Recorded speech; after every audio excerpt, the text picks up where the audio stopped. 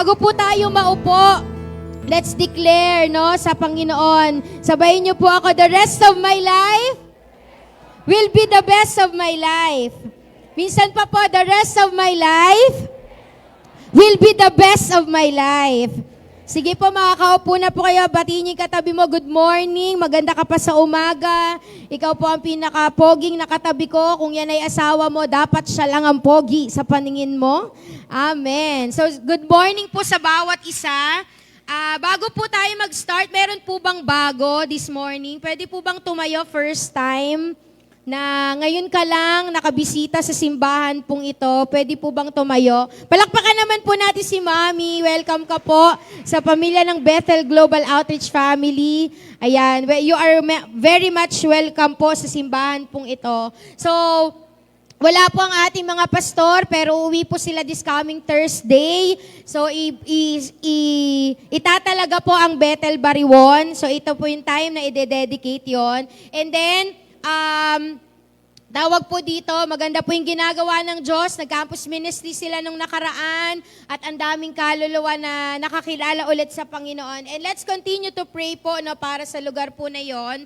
And alam ko po na gagawa ang Diyos ng maraming himala sa lugar po na iyon. So, pag-usapan po natin, sa umaga pong ito, ang topic po natin is all about anointing. Simula po nung August, nagsimula po itong topic na ito, itong series na to, para maintindihan po natin. Alam niyo po ba, mga kapatid ko, kapwa ko Kristiyano, ang Diyos po, wala siyang ibang nais, kundi iparanas niya ang kanyang sarili sa ating lahat.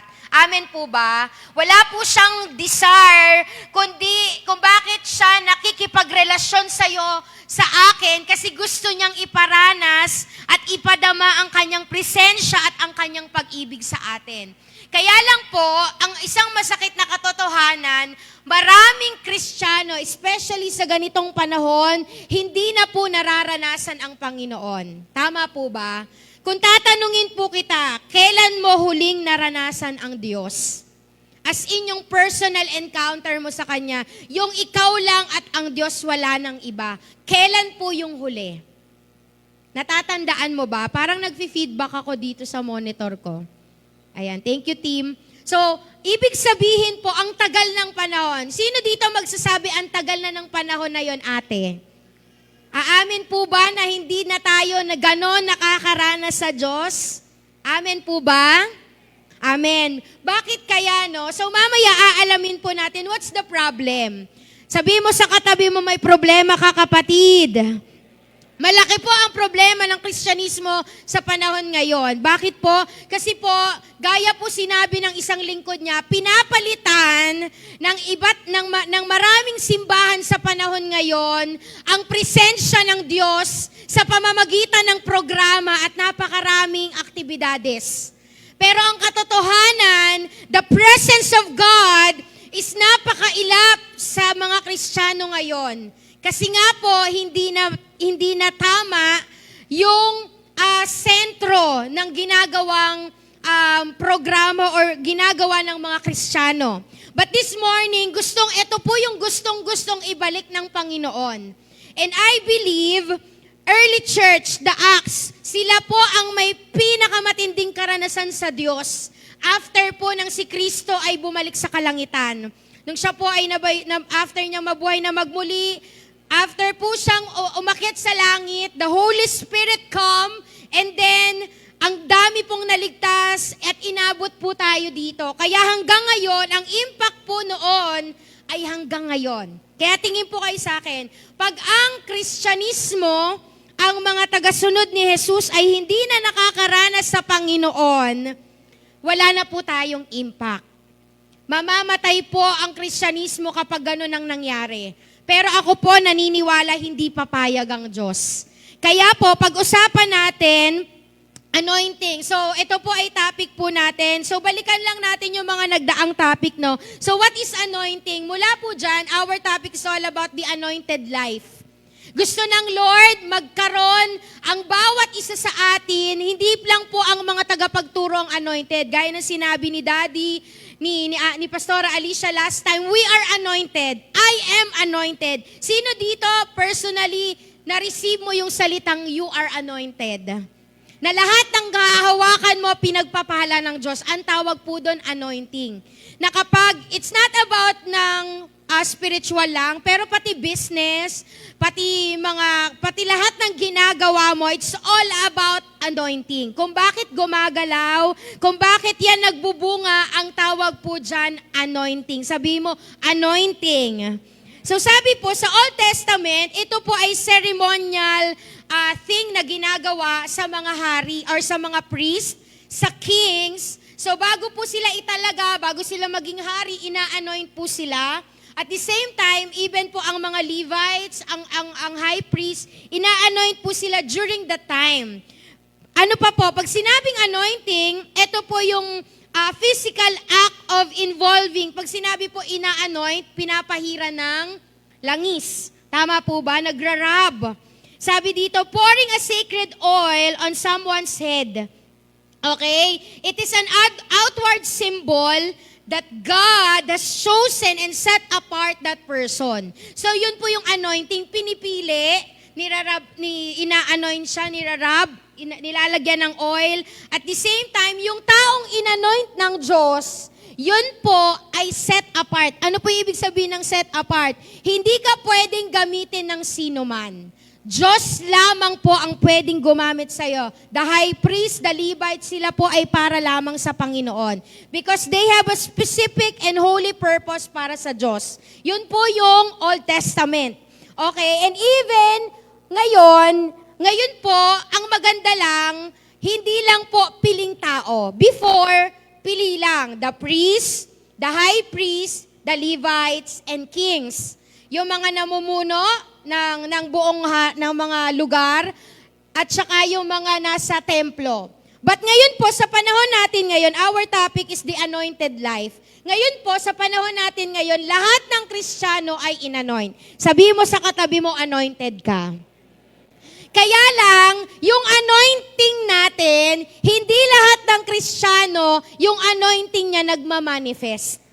Ilan lamang sa mga Kristiyano ang anointing niya nagmamanifest. Pag sinabi pong nagmamanifest, kitang-kita sa kanya na ito anointed to. Ito grabe anointing nito. Maraming Kristiyano, alam natin anointed tayo, but hindi lahat sa atin alam na ano po yon, nagmamanifest yung anointing na sinasabi dito ng pinag-uusapan po natin. So pag-usapan po natin how to have an anointed life. Paano nga ba ate na paano ba yung anointing na nasa loob mo? Imagine, yung anointing, wag mong hanapin kung saan, nasa loob mo. Okay? Kailangan lang niyang lumabas. Kailangan lang mag-manifest. Kasi the moment na maintindihan niyo po na anointed ka at magmamanifest yan, hindi pwedeng hindi ka pagpapalain. Hindi pwedeng lahat ng ginagawa mo ay palpak. Bagkus lahat ng gagawin mo, it will manifest, it will multiply. Lahat po ng hahawakan mo, mabibless. Ganon po ang salitang anointed life. Sabi mo nga, anointed life. May 5 bagay po tayong pag-uusapan. Sabi nga ganun, there are 5 things na kailangan malaman natin paano ba magmamanifest or paano ba tayo magkakaroon ng anointed life sa panahon po natin. And ito pong pag-uusapan natin, pag ito naintindihan nyo po, you will have a greater experience na, ito pala yung sinasabi. Alam nyo po, ilang tao lang po yung nakaunawa nito. I remember Charles Finney, sila John Wesley, yung mga tao na to grabe. And ang pinaka-experience ni si Charles Finney, di ko siya makakalimutan. Sabi sa kanyang biography, siya po hindi yung nagsasalita. Pero ang tindi ng anointing ng mama. Bakit? Kasi may moment na may katabi lang siya, hindi siya nagsasalita, pero because meron siyang anointed life, kahit di siya magsasalita, yung katabi niya, nararamdaman niya, nakikita niya, nagre-repent. At ang sabi sa kanya, sino ka ba? Bakit nung the moment na nakatabi kita, nagre-repent ako sa lahat ng kasalanang ginawa ko? And that's what we called anointing. Na tipong kahit hindi ka magsasalita, nararamdaman nung kasama mo na parang may kakaiba sa'yo. Ang tawag po doon, anointing. Sabi mo, anointing.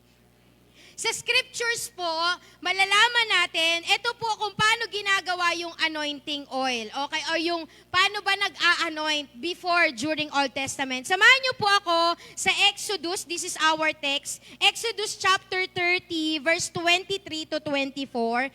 Ito lang po yung text natin. Diyan po natin kinuha yung atin pong pag-uusapan sa umaga pong ito. Exodus chapter 30, if you have your Bibles with you, samahan niyo po ako.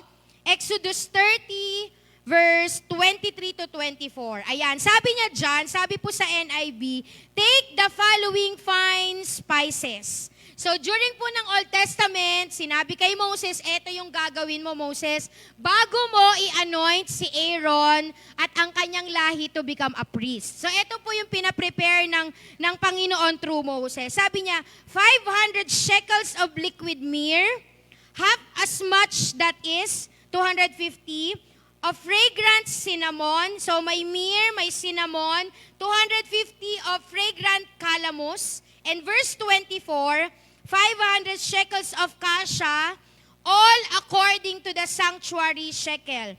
And hin of olive oil. So ito po ay mga ginamit para po i-anoint yung lahi ni Aaron to become a priest in this time.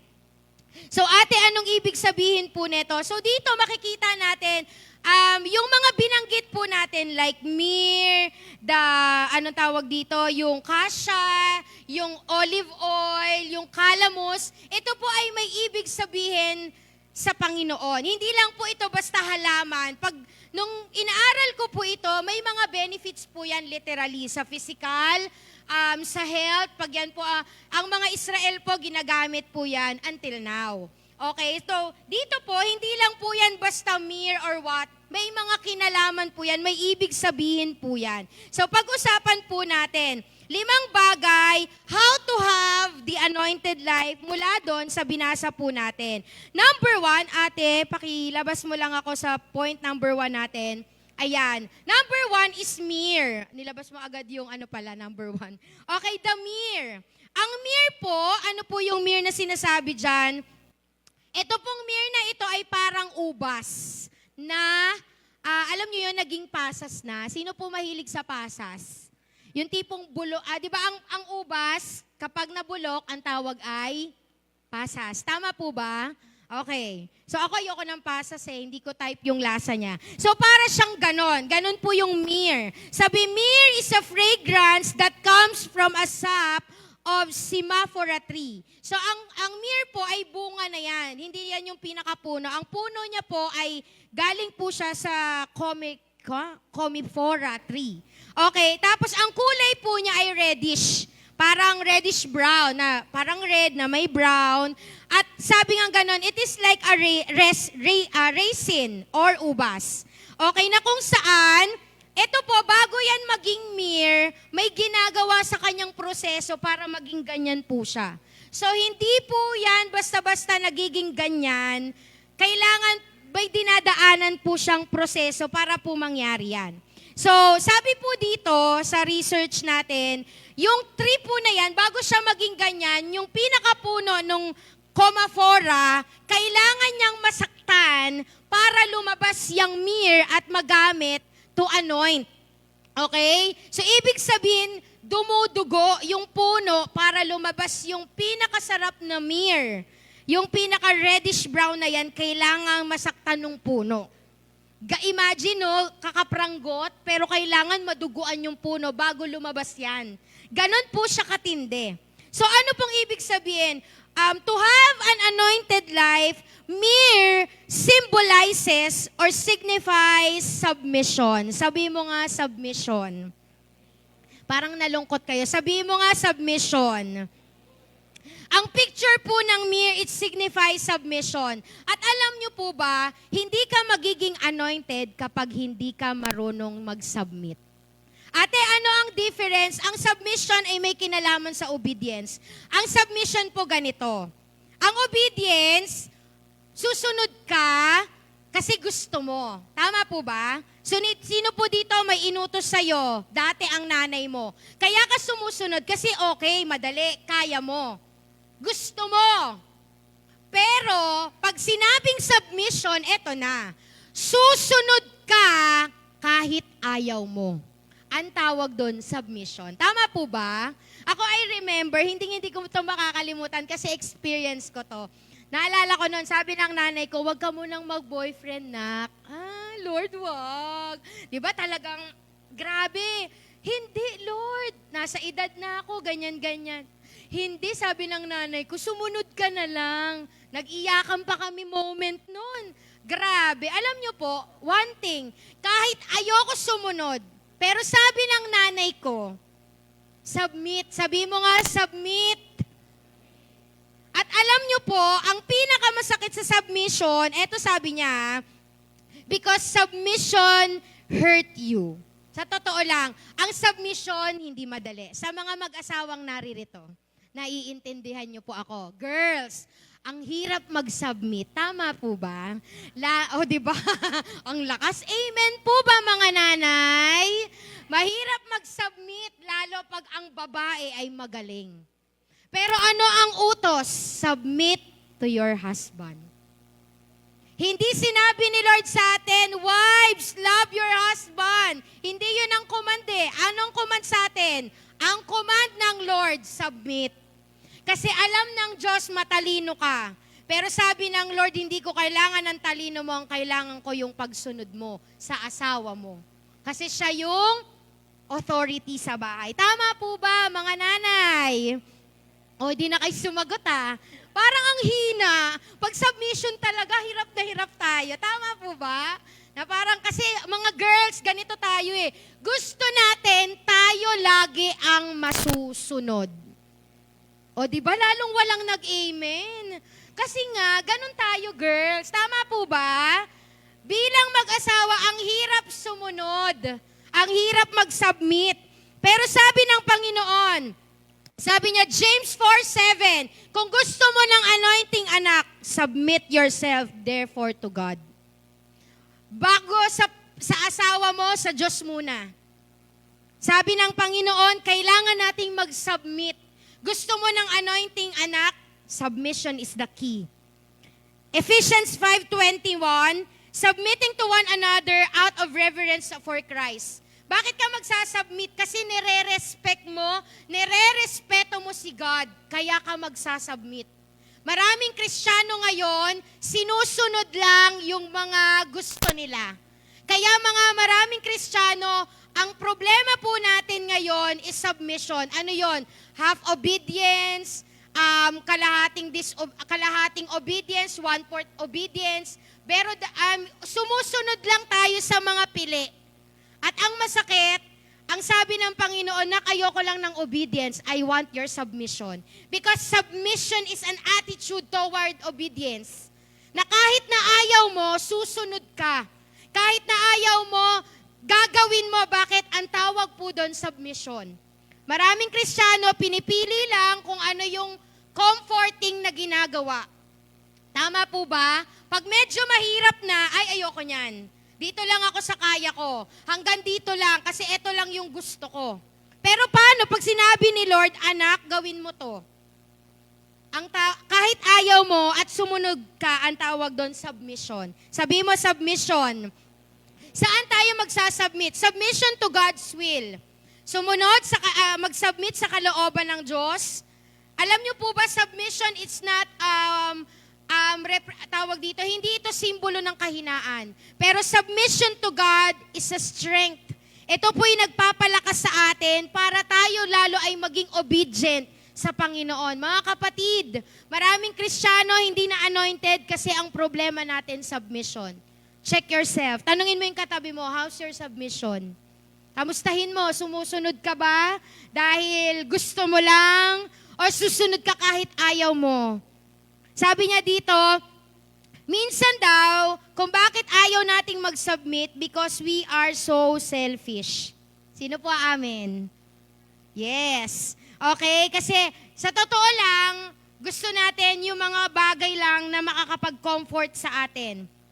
Ayaw natin napapagod, ayaw natin nasasaktan. That's why pinipili lang natin kung saan tayo mag-o-obey and saan lang tayo magsasubmit sa Panginoon.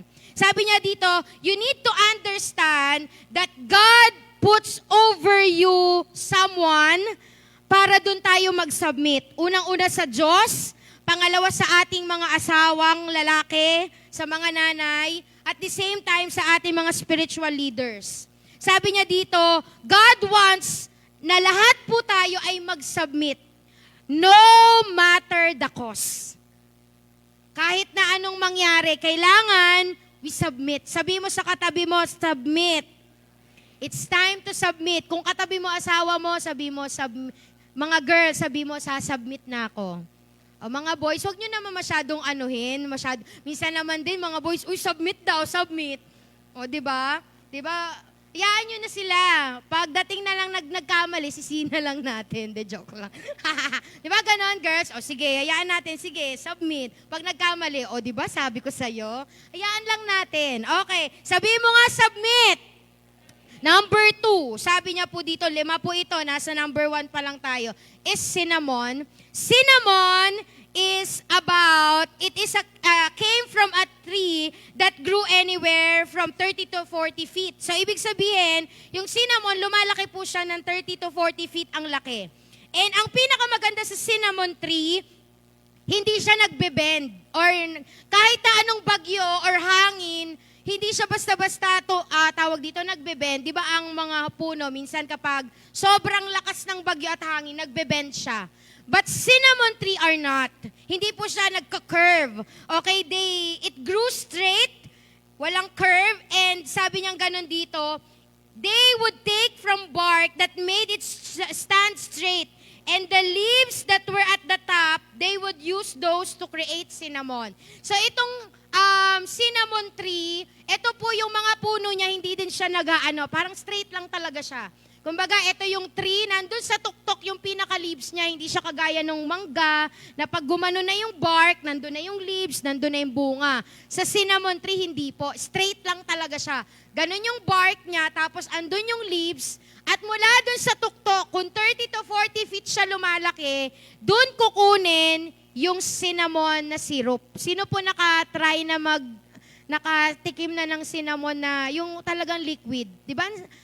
Grabe po yun, napakamahal po niyan. Kasi ganun po yung proseso niyan bago maging ganun eh.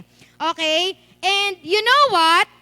Sabi po dito, cinnamon signifies uprightness. Sabi mo at uprightness. Or tinatawag po nating integrity. Sabi mo nga integrity. Hindi po siya basta-basta, sabing ganun dito, it is how you stand, kung paano kang tumatayo sa katuwiran ng Diyos. Sa panahon po natin ngayon, maraming Kristiyano compromise. Ano yung compromise? Sige, okay na yan, basta hindi tayo mahuhuli. Mga nagtatrabaho, basta may linggo, basta makakasimba lang ako, go. Go, di ba? That's what we call compromise. Yung tipong, yung mga command ng Diyos, kino-compromise na natin. Hindi na tumatayo sa katotohanan ang maraming Kristiyano. Kaya ang anointing ng Diyos, yung anointing na nasa'yo, it will not manifest. Bakit? Wala kang integridad, hindi ka upright, hindi ka, yung alam nyo po yon na hindi mo kayang tumayo sa katotohanan. Hello, andyan pa po ba kayo? Tignan mo yung katabi mo, totoo pa ba yan?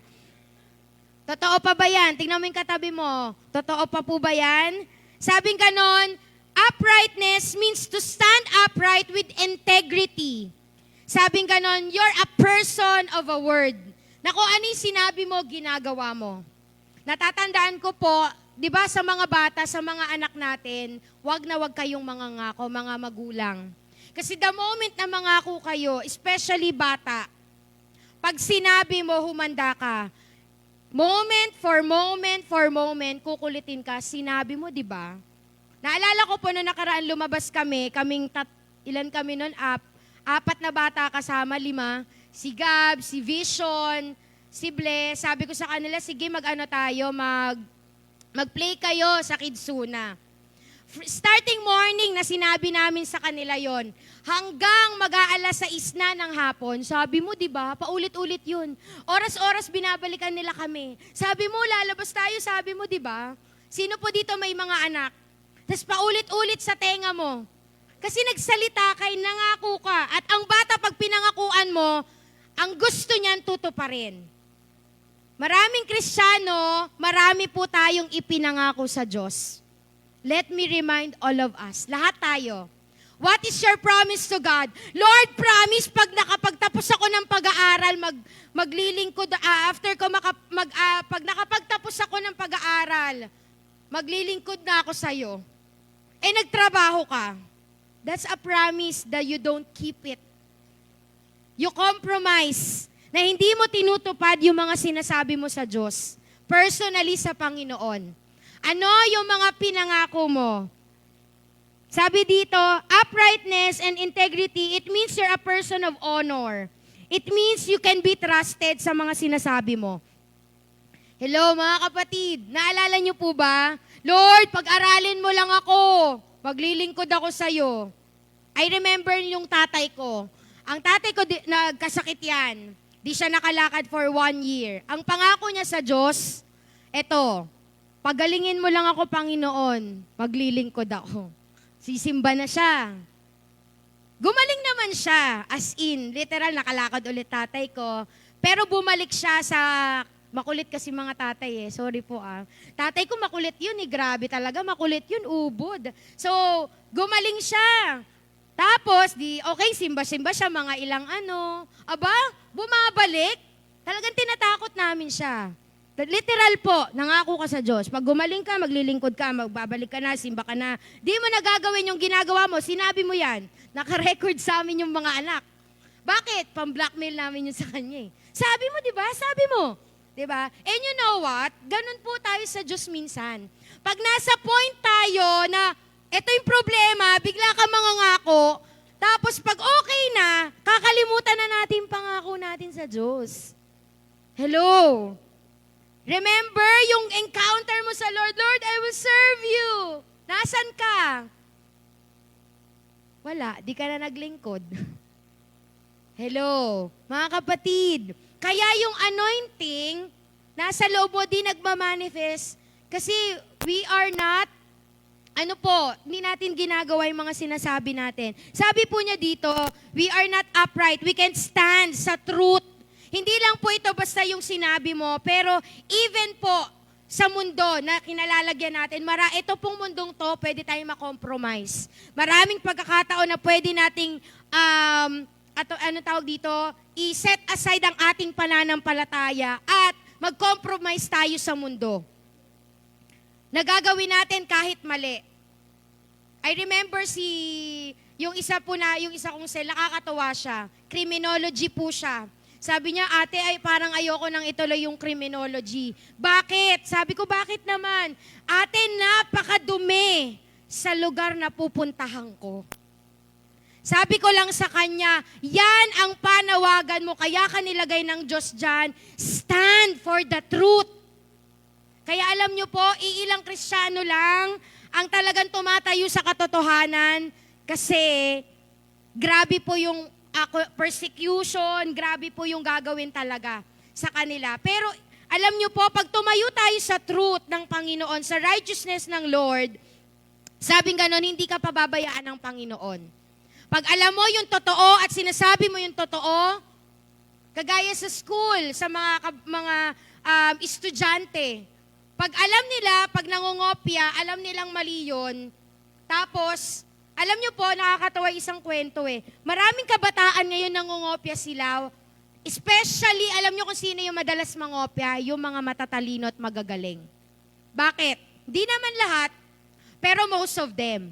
Bakit po? Kasi napipressure sila. Na kapag bumagsak sila, kapag hindi sila naging ganito yung, yung grades nila, people will condemn them. Alam mo na, parang, ay, akala ko ba matalino ka, ba't ganyan bumagsak ka? At ganun po ang mundo ngayon. Kaya marami pong, especially, tanungin niyo po yung mga anak niyo. Tanungin niyo po yung mga kabataan natin ngayon, they are the one na talagang hirap na hirap in terms of uprightness. Kasi wala pong tumutulong sa kanila. Sabi niya dito, when you stand for the truth, you attract the anointing. Mga kapatid, mga nanay, tatay na nagtatrabaho, pag walang katuwiran, you will not attract the anointing of God. Mananatili tayong ordinary kapag walang anointing. Sabi niya dito, you are not standing in your own righteousness. Tandaan mo, hindi ka tumatayo on your own. You represent Christ. Let me remind all of us, we are ambassador. Representative tayo ni Jesus sa mundong to. Kaya kung ano ka, ganun ka nakikita ng mundo. Ganun nila nakikita yung nire-represent mo. Kaya sabing ganon, you have to say no sa mga bagay na hindi tama. Ang tawag po dyan is uprightness and integrity. Sabihin mo nga integrity. Ang hirap kasi nung word na uprightness eh.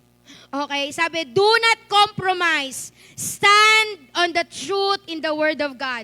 Sa panahon po na ito, maraming Kristiyano, bakit walang anointing? Compromise. Sige, okay na yan. Sakto lang yan. Mahalaga, wala kang inaapakang tao. Yes, wala kang ang inaapakang tao. Pero ang katotohanan, yung pangalan ng Panginoon sa buhay mo ay, alam na po natin, napapahiya. Tama po ba?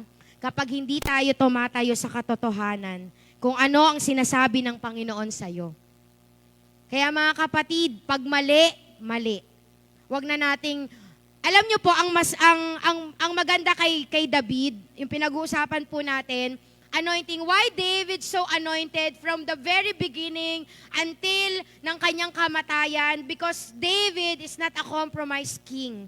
Hindi siya kailanman nag-compromise sa kahit sinong Diyos-Diyosan. Maraming Diyos-Diyosan. Yes, may mga asawa siya, pero hindi niya kinompromise yung kanyang relationship sa Diyos. Alam niya, isa lang ang Diyos niya, at ang Diyos niya ay ang pangalan ay Yahweh. Si Solomon, ano problema ni Solomon? Si Solomon, napakatalino, nasa kanya na ang lahat. But he compromised his faith. Ano yon? Sinamba niya rin. Sinasamba niya si Yahweh, sinasamba din niya yung Diyos ng mga asawa niya. Compromise. Kaya po, ang buhay Kristyanismo sa panahon natin ngayon, walang dating, walang impact, kasi nga, compromise ang napakaraming Kristiyano. Hindi halatang Kristiyano kasi pare-pareho lang. Meron akong, natutuwa ako sa isang testimony, nasa trabaho siya. At sa work niya, nakiusap siya na huwag siyang bibigyan ng talagang Saturday, Sunday. Kasi yun yung heart niya eh. Talaga as in, ayaw niya talaga, as much as possible. Eh nakakatuwa lang sa Panginoon kasi grinant ng Lord yung kanyang respeto sa Diyos at the same time, kahit po team building, nakakatuwa ang Panginoon sa buhay niya. Hindi, ang team building Saturday, Sunday, hindi siya sasama. So inusog yung team building nila. Naging Friday, Saturday. Imagine, pwede bang gawin ng company yon? Hindi. Pero dahil may isang tumayo, di po ako sasama. Kasi ang heart ko po, yung linggo ko sa Diyos, grinant siya ng Panginoon. Ang buong company ang nag-adjust sa team building para sa kanya. Ang tawag doon, stand for truth, uprightness. May makakagawa pa kaya nun? I believe dapat. Kasi kung may nakagawang isa, kaya mo. Sabi mo sa katabi mo, stand for truth. You need to have uprightness or integrity kung gusto mo ng anointing ng Diyos. Kasi hindi mo maa-attract ang anointing ng Diyos pag compromise ka. Nagsisimba ka, pero nagiinom. Nagsisimba ka, pero you do yung mga maling bagay na alam mo. Hindi ko po kayo kilala, hindi ko po kayo personally kilala talaga. Pero alam nyo po, sinasabi ng Panginoon, kung hindi mo kayang tumayo sa truth, na sinasabi ng Bible, anointing will not flow, anointing will not manifest sa buhay mo. Kaya po maraming Kristiyano, until now, nasa ganyang sitwasyon, di nababago buhay, because the problem is the uprightness and integrity of the heart. Sabi po ng, tawag dito, ng Psalms 11 verse 7. Sabi po ng Psalms 11 verse 7, For the Lord is righteous, He loves righteousness, the upright shall behold His face. So sa lahat ng upright, makikita mo mukha ng Diyos. Proverbs 11:3, sabi niya, the integrity of the upright guides them. Sa lahat ng may integridad, sabing ganon, ginaguide daw sila. Ginaguide sila. Okay, Proverbs 14:2, whoever walks in uprightness fears the Lord, but he who is devious in his ways despise them. So lahat ng lumalakad sa katuwiran ng Panginoon, sabi po niya dito, the fear of the Lord ay nasa Kanya. Kaya kapag may fear of God ka, hindi ka matatakot kahit kanino man. Ang tanging kinatatakutan mo ay ang magalit ang Diyos sa'yo. That's it. And that's what we call uprightness and integrity. Pangatlo po, nasa kanina, submission. Pangalawa, integrity or uprightness. Pangatlo, ito naman po yung isang binanggit kanina, the calamus. Calamus or sweet cane, ito naman pong tawag dito, halaman po na ito, the calamus, para siyang, anong tawag dito? Aloe vera. Sino po nakita aloe vera? Alam ko po, no, yung iba sa atin nakakaintindi. Nauunawaan nyo po ako kasi ginamit nyo dati yan sa science project nyo. Hinanap nyo po yan. Okay. And sabing ganon, the head of the reed fills with oil, yung calamus, and not ready to be used until the head of the reed is bent over. So ito naman, kung yung cinnamon tree hindi siya nagbe-bend, itong calamus, hindi lalabas yung pinaka-calamus na oil, or yung pinaka-katas niya kapag hindi siya nag-bend. It signify na kapag nag-bend na yung calamus, pwede na siyang putulin, tapos pwede nang palabasin yung katas. Okay? At grabe, pag lumabas na yung katas nun, yun na yung ginagamit para to do the anointing, para sa ginamit nila Moses during that time. So ano pong ibig sabihin nito? Sweet cane or calamus symbolizes humility. Sabi mo nga, humility. James chapter 4 verse 10, sabi niya dito, 4:10, humble yourselves before the Lord, and He will lift you up. Sabi ng Panginoon, kapag humble ka daw, itinataas ka ng Panginoon. Alam niyo, ang pinakaayaw na ayaw ng Diyos, yung mayayabang na tao. Tignan mo yung katabi mo. Hindi yan. Okay, pero tingnan po natin, no, ang pinakaayaw na ayaw ng Diyos ay mayabang. Tama po ba? Sa mga kalalakihan, di ba po, kaya nga maraming namamatay na lalaki eh. Bakit? Kasi pag naangasan ka, angas nito, upakan ko to. Di ba, dati mga sanggano po kayo, di ba, pag magtatropa, tapos may nakita kayo na mas maangas pa sa tropa nyo, inuupakan nyo. Tama po ba? Bakit? Kasi ang taong mayabang, galit sa kapwa, mayabang. That's it. Kaya nag-uupakan, di ba dati, grabe talaga noon eh. Talagang, I remember yung classmate ko sa harap ko. National yun ah. Naangasan lang yung mga, ano lang yun, first year kami. Yung hindi ko alam kung anong section yun. Kasalubong kami, tapos yung classmate ko, maangas talaga yung classmate ko, mayabang eh. Damang-dama mo yung kayabangan niya sa katawan. Kaya, alam niyo yun, yung isang grupo ng kalalakihan, inupakan siya sa harap namin. Bakit? Tinanong siya, ba't mo inupakan? Ang yabang niya po eh. Ang yabang niya makatingin eh. Ang yabang niya. Hello? Bakit po? Alam niyo po, even tayo mga tao, ayaw natin ng mayabang. Tama ba? Lalo pa kaya si Lord. And you know what? Isa sa ayaw ng Panginoon is yung hambog. Sabi mo nga hambog.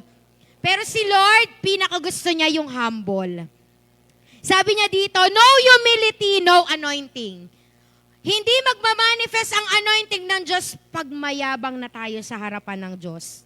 Sabi po ng Proverbs 11 verse 2, sabi niya, when pride comes, then comes disgrace. Kapag daw may pride, ang kasunod niyan, kahihiyan. But with humility comes wisdom. Kapag ikaw humble ka, sabing ganon, you gain wisdom. Pero pag mayabang ka, you are full of pride, one day, mapapahiya ka. Sabi po niya dito, 1 Peter 5 verse 6, sabi niya, humble yourselves therefore under God's mighty hand, that He may lift you up in due time. Si Lord, gustong-gusto niya yung mga humble. Kasi darating ang panahon, hindi mo kailangan ipagpilitan ng sarili mo. Mismo si Lord ang maglalagay sa iyo sa posisyon. At pag si Lord ang naglagay sa iyo sa posisyon, walang sino man ang pwedeng magtanggal sa iyo. Lalo na sa corporate, pinakamagagaling na mga CEO na Diyos ang naglagay, hindi po sila matanggal-tanggal ng kahit sino man. Kahit ang daming bumabatiko sa kanila, ang daming argumento sa kanila na hindi totoo. Basta humble ka in the presence of the Lord, grabe. Ang Panginoon itinataas ka. Proverbs 22 verse 4, sabi niya dyan, humility is the fear of the Lord. Its wages are riches and honor and life. So dito po, pinapakita na yung humility may kaakibat na pagpapala at sabing ganon, ano yung blessing nung humility? Basahin niyo po, sabi, riches and honor. Ulitin ko pa, ang blessing ng humility is riches and honor. Pag humble ka, hindi mo kailangang habulin ang pagpapala at ang pagpaparangal ng tao. Kusang ibinibigay yan ng Panginoon sa mga taong humble. And alam niyo po ba, Matthew 23 verse 12, sabi niya, for those who exalt themselves will be humbled, and those who humble themselves will be exalted. Sa lahat na hinahumble ang sarili, manda ka sa pag-angat ng Diyos sa iyo. Pero pag mayabang ka na, hindi mo na kailangan tulong ni Lord. Tinulungan mo na si Lord na gawin eh. At manda ka lang. Kasi may disgrace talaga kapag mayabang. Tama po ba? Sino dito nakakaranas po nito? If we want to, kung gusto po natin mag-manifest ang anointing sa buhay natin, we need to be humble. Sabi mo humble. Paano po natin ipapakita ang humility? Si Jesus Christ po dito magaling. Sabi ng John chapter 13 verse 5, sabi niya dito, after that, He is the Lord of Lords, the King of Kings. Diyos siya. Pero ito po yung ginawa niya. After that, He poured water into basin and began to wash the disciples' feet, to wipe them with the towel with which He was girded. Ibig sabihin, paano ipinakita ang humility? Naglingkod. Sabi mo, naglingkod. Jesus washes the feet of His disciples. Yes, kahit si Judas na ikapagkanulo siya. Yes, kasama si Peter na i-deny siya. Kasama ang 10 disciple na iiwan siya pagdating ng oras.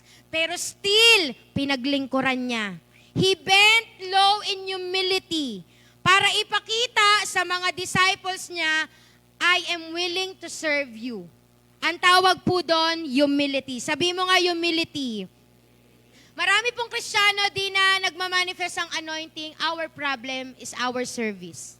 Marami pong huminto na sa paglilingkod sa Diyos. Tama po ba? Nag-uusap kami nung isang kapatid, sabi ko sa kanya, alam mo, ang daming kailangan gawin, pero iilan na lang yung nagagawa. Kahapon, umiyak na naman ako. Naalala ko na naman si Joey. Joe, happy birthday in heaven sa 28. Joe, na-miss na kita. Sabi ko nga sa Lord, sabi mo naman kay Joey, miss na namin siya. Wala na kaming one call away na, Joe. Sobra talaga, napaka-ano nung mama na yon. So, sabi ko nga sa Panginoon, pagdating sa service, mga kapatid, anointing will not manifest pag di ka naglingkod.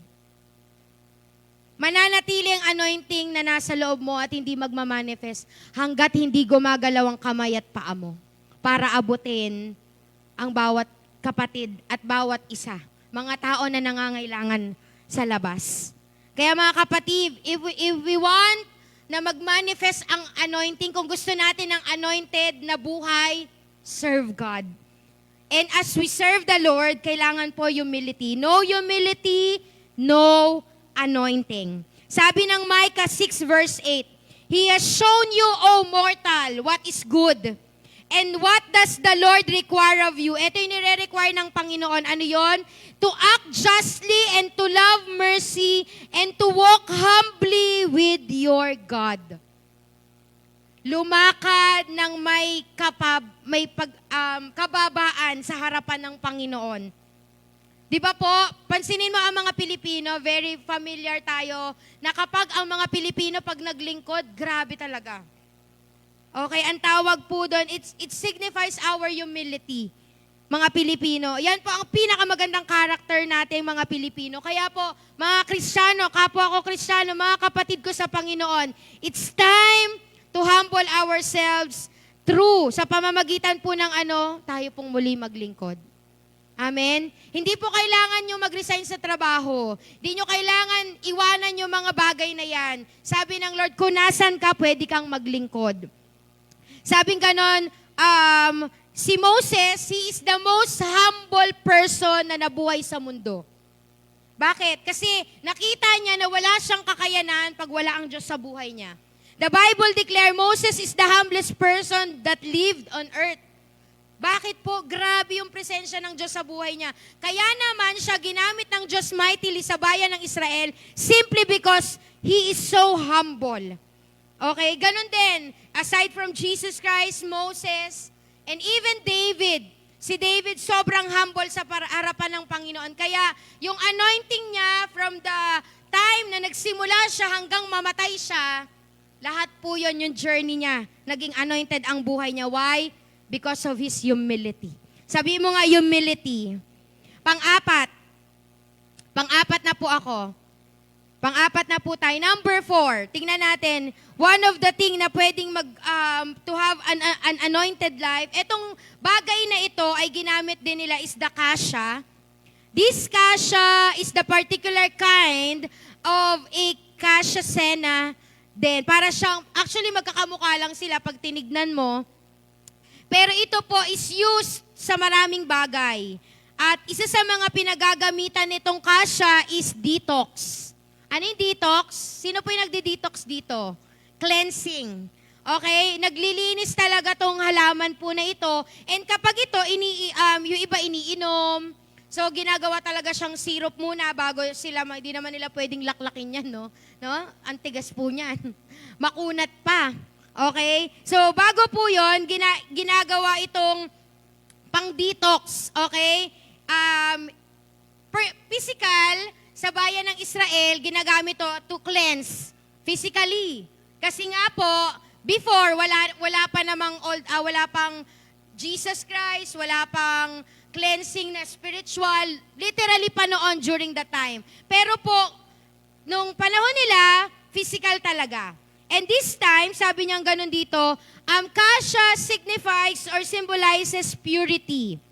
Okay, pag sinabi pang purity, we need an inner cleansing. We need to go to God para tayo po ay malinis. Kung gusto po natin ng anointed life, kailangan malinis. Sabi mo malinis.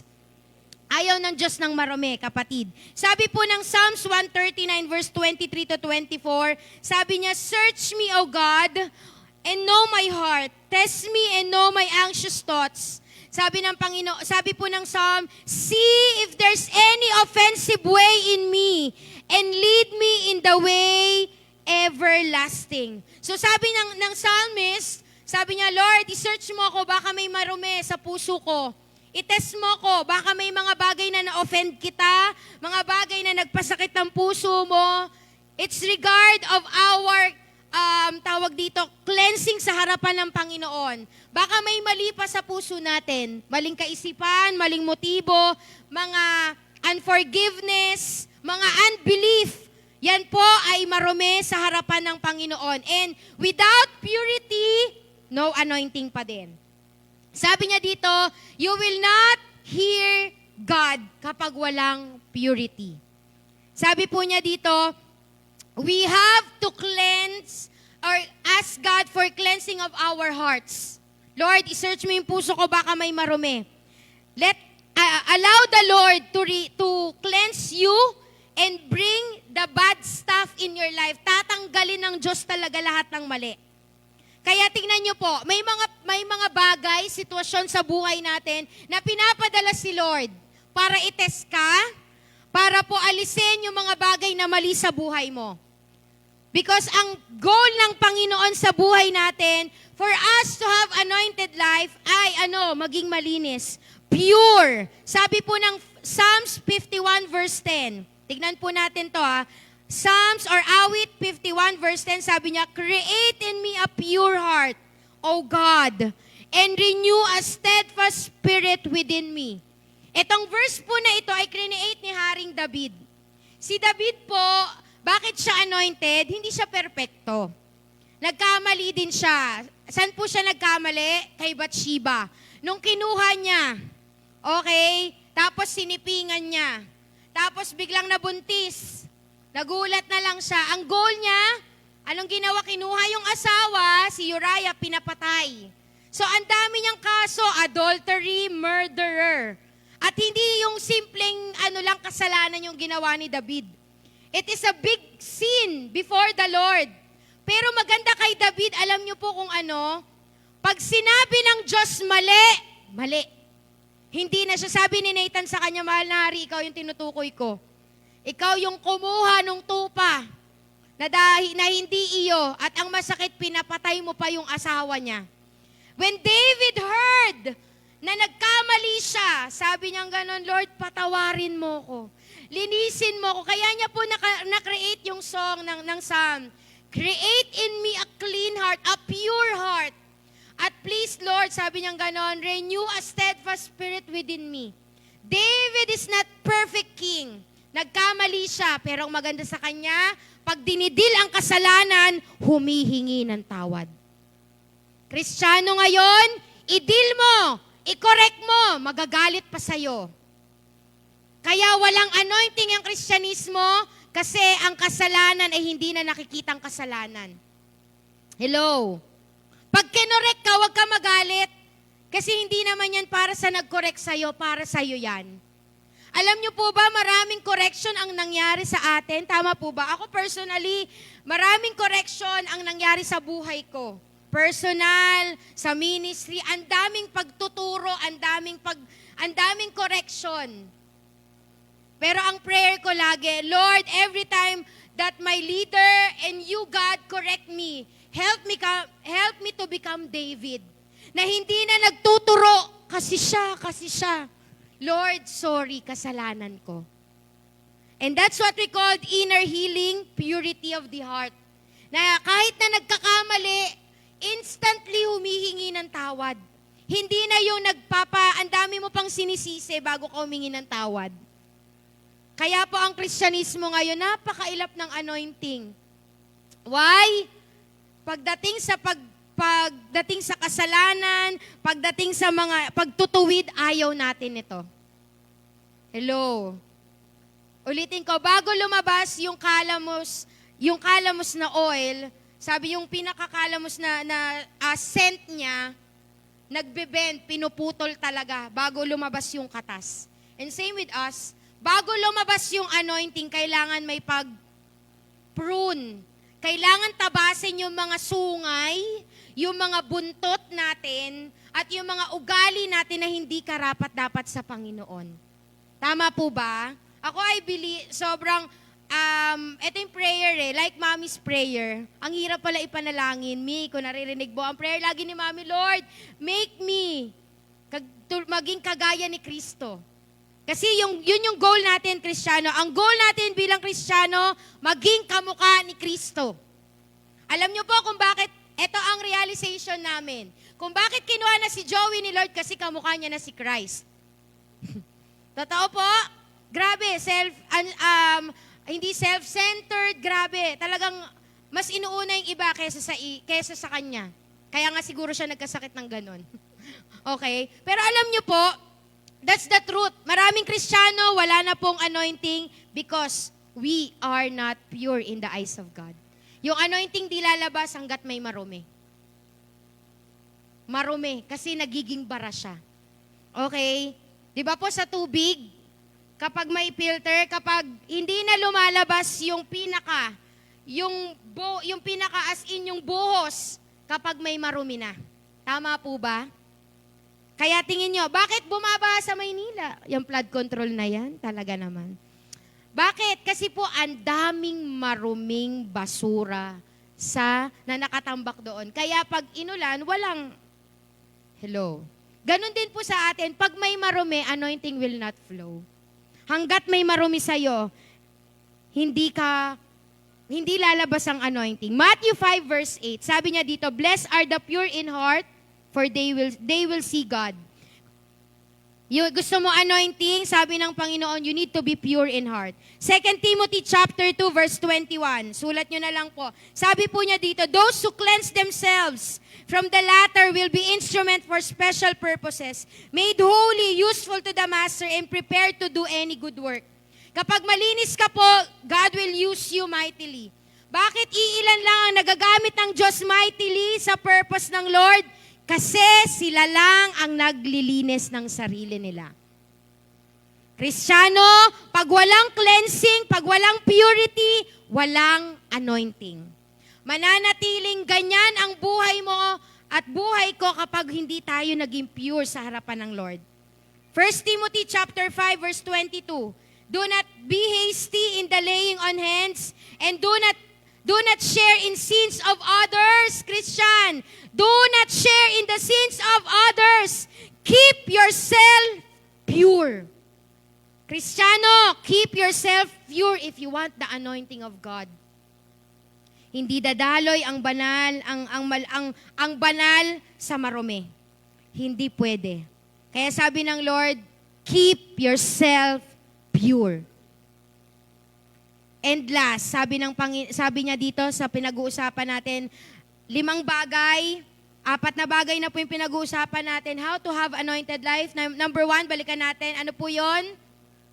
Ano po yung number 1? Submission. Number 2, uprightness. Number 3, humility. And number 4, purity. Number 5, and last, isa sa mga ginagamit to anoint people in the Old Testament is the olive oil. Olive oil, or from the olive tree, it signifies, of course, the Holy Spirit. Ang olive tree po ay bago lumabas yung oil na yan, at sa lahat po yung iba gumagamit yan dito, and olive oil ay napakamahal sa market pag tinignan mo. Ate, bakit sobrang mahal ng olive oil? Kasi alam nyo po, bago siya naging olive oil, grabing pressing nung pinakabunga niya para lumabas yung napakabango at napakalinis na oil na yan. And sabi niya dito, itong oil na to, hindi siya basta-basta ginagamit noon ng Old Testament. It is used in a special purposes lang to anoint ng Old Testament, and hindi to basta-basta pinanggagamit kung saan-saan, unlike ngayon.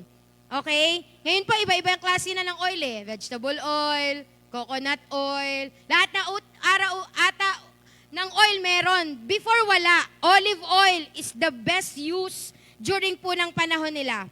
And oil was used to cook. Ginagamit po nila rin ito.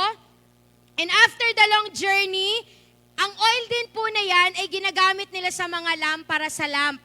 Yan po yung ginagawang, di ba, dati tayo may gasera. Sino po nakaabot ng gasera? Yung after ng gasera, ang itim na ng ilong mo. Di ba? Ang nilalagay doon, gas. Sa atin, mga Pilipino, sa Israel, ang ginagamit nila, doon sa mga lamp nila, is olive oil. Grabe po, kasi napakamahal po niyan. Okay, and ano po ito, kasi ginaguide sila eh. Ang oil na yun, hindi basta-basta na, ang tawag dito ko, consume. So, ginagamit nila yon pang ilaw during po ng time na ito. At yung oil din po na yan, ginagamit sa mga hurts, sa mga wounds, ayan, and pang anoint ng king and priest, kagaya ng pinag-usapan natin. So, pati pang sugat, mga inner and inner hurt at saka yung wound physical, ginagamit din yan. So, dito po, anong ibig sabihin natin? Kung gusto natin ng anointed life, we need the Holy Spirit. Sabihin mo si Holy Spirit. You can have the anointing without the Holy Spirit. Kung wala siya, wala pong anointing because siya po ang pinaka-kailangan natin sa anointing. Psalms 92 verse 10, sabi po niya dito, "But my horn you have exalted like a wild ox. I have been anointed with fresh oil." And alam niyo po ba, si Holy Spirit, hindi siya mag-a-anoint ng tao, nagagamitin lang din siya.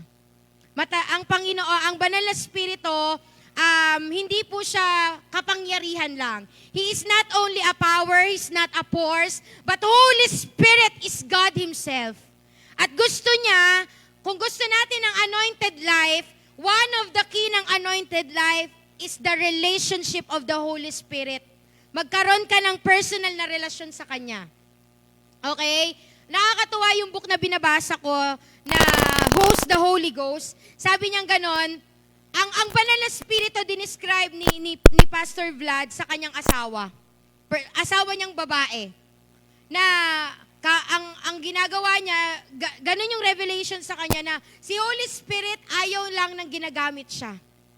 Kasi hindi po siya gamit. He is a person. Sabi mo nga person. Ang Diyos po natin, ang Banal na Espiritu, hindi lang siya, kapag kailangan mo ng anointing, kapag kailangan mo ng kapangyarihan, tinatawag mo siya. Hindi siya yung Diyos na nagbibigay lang ng kapangyarihan, ng presensya. No, He is God. He wants relationship. Gusto niya intimacy sa'yo. Kaya iilan lang ang Kristiyano ngayon, wala ang anointed, iilan lang ang mga Kristiyano ngayon na nakakaranis nito kasi the truth, unlike the Old Testament or ng New Testament, hindi na ina-acknowledge si Holy Spirit sa buhay natin. Hello? Sabi pong ganon, ang gusto ng Banal na Espiritu is kausapin mo din siya how you talk. Di ba sa mag-asawa, pag hindi mo kinakausap ang asawa mo, di ba, binibigyan mo lang ng pera, tapos di mo man lang kinakamusta, nag-i-struggle na pala, ang sama-sama na pala ng loob sa'yo, wala kang ginagawa. Imagine, Holy Spirit is like that sa buhay natin. Nandyan siya, pero hindi siya makagalaw sa buhay mo. Bakit? Hindi mo siya ina-acknowledge. Hindi mo siya ina-appreciate. Wala kang ginagawa. Ang masakit nun, offended na siya, kaya hindi siya makagalaw sa buhay natin. Kaya alam niyo po, ang gusto ng Panginoon, if we want to have anointed life, simulan muli natin magkaroon ng intimacy sa Banal na Espiritu. Siya yung susi. Siya po ay Diyos. Kailangan niya ng personal relationship sa'yo. Sabi po dito, nung si Samuel po, inanoint niya si David, eto po yung nangyari. 1 Samuel 16 verse 13, sabi niya, "So Samuel took the horn of oil and anointed him in the presence of his brothers. And from that day on," simula po nun, 14 years old, 15 years old siya, "the Spirit of the Lord came powerfully upon David." And imagine, simula po nang inanoint siya, ang Banal na Espiritu po, ang naging susi para gawin ni David yung kanyang purpose to lead Israel pabalik sa Panginoon. To lead the nation of Israel sa harapan ni Yahweh. Bakit po? Kasi in-acknowledge niya ang Panginoon sa buhay niya. In-acknowledge niya si Holy Spirit sa buhay niya. Mga kapatid, ang olive oil, it signifies si Holy Spirit. And oil symbolizes palagi is si Holy Spirit. Siya po yung kailangan natin. Pag wala siya, walang anointing. Pag hindi po natin siya na-acknowledge, di natin siya na-appreciate, wala po ang anointing. The anointing will still remain nakatago. Hindi magagamit. Sayang. Alam niyo po, sino po dito, marami ka ng panghihinayang. Sana tapusin na po natin yung panghihinayang natin na sana. Sabi po niya dito, gusto ng Banal na Espiritu na i-anoint ka this morning. Ikaw ay candidate sa bagong anointing. Kaya lang, sabi dito, you need to be filled and you need to have a personal relationship with the Holy Spirit. Yung 4 na bagay na inano natin kanina, kasama po yun. The submission, the uprightness, the humility, the purity. Lahat yan may kinalaman. Kapag ito, hindi tayo malinis, hindi tayo nag-submit sa banal na spirito, hindi tayo naging pure, hindi po siya makakagalaw sa buhay natin. At mananatili po tayong empty, okay, sa buhay natin. Alam niyo po, na ito nakakatawa. Tapos na po ako. Bago po i-create ang mundo, sabing ganon ng Genesis chapter 1, the earth is void. Ano yung void? Empty. Wala as in void. But, when the Holy Spirit comes, and the word of the Lord come, biglang nagkaroon, sabi ng Diyos, let there be. Saka nagkaroon. Anong ibig sabihin yan, ate? Bakit void na? Bakit empty ka na? Kasi wala ng Holy Spirit, wala ng salita din ng Diyos na nag-i-speak sa'yo. Kaya, Kristiyano ka, pero wala kang nararanasan. Kristiyano tayo, pero wala na tayong encounter sa Lord. The fact is, yung power, yung banal na spirito na nasa loob natin, hindi na siya makagalaw. Kaya tayo void, empty. Kristiyano ka, pero bakit nararanasan mo yung stress, depress?